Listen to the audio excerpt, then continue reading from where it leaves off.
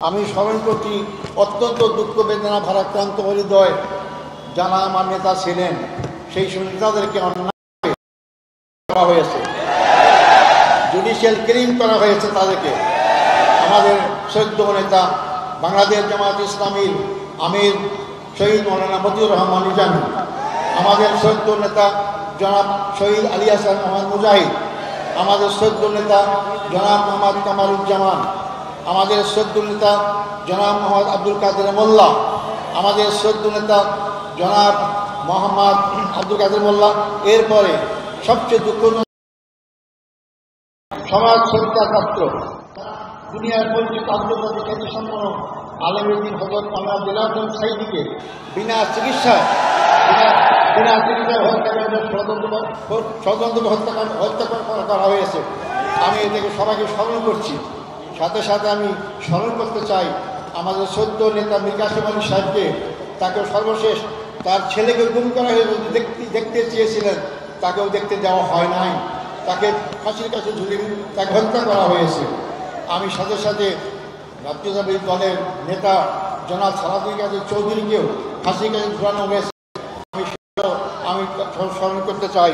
সম্মানিত ভাই বন্ধুগণ, আমরা এর মধ্যেও হারিয়েছি জেলখানায় আমাদের সেই শ্রদ্ধ নেতা অধ্যাপক গোলাম আজমকে, আমরা হারিয়েছি আমাদের মৌলানা আবুল কালাম মোহাম্মদ ইউসুফ সাহেবকে, হারিয়েছি আমরা পাঁচবারের নির্বাচিত এমপি মৌলানা আব্দুল সোবহান সাহেবকে আমরা হারিয়েছি।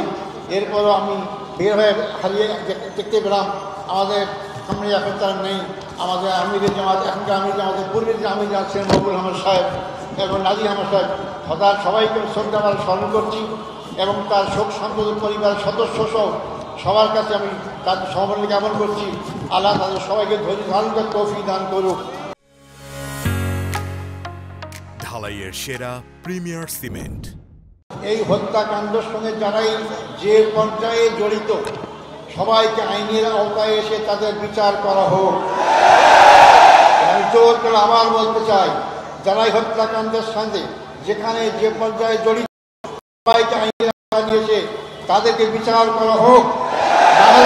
নাহলে এই খারাপ সংস্কৃতি চালু থাকবে, এখান থেকে বেরিয়ে আসতে হবে আমাদেরকে। আমরা আমার জন্য আন্তরিকভাবে দোয়া চাই আপনাদের কাছে। আমার অপরাধ কী ছিল? আমার অপরাধ ছিল বিল্লাহিল আজিজিল হামিদ, আল্লাহর প্রতি বিশ্বাস, এটাই তো আমার অপরাধ ছিল। আর অপরাধ নাই। আমি তো আপনাদের কাছে দোয়া চাই যে অপরাধের কারণে ফাঁসির কাষ্ট থেকে আসে আমি এদের কাছে ফুলের মালা পাচ্ছি, রশি গলা সেরেকে ফুলের মালা পাচ্ছি। আমি যেন আজীবন সেই ইসলামী আন্দোলনে আমার জীবন থাকতে, রক্তবিন্দু এক ফোঁটা থাকতে এই আন্দোলনে যদি শহীদ হিসেবে মৃত্যুবরণ করতে পারি, সে তৌফিক আমাদের কাছে কামনা করতে চাই।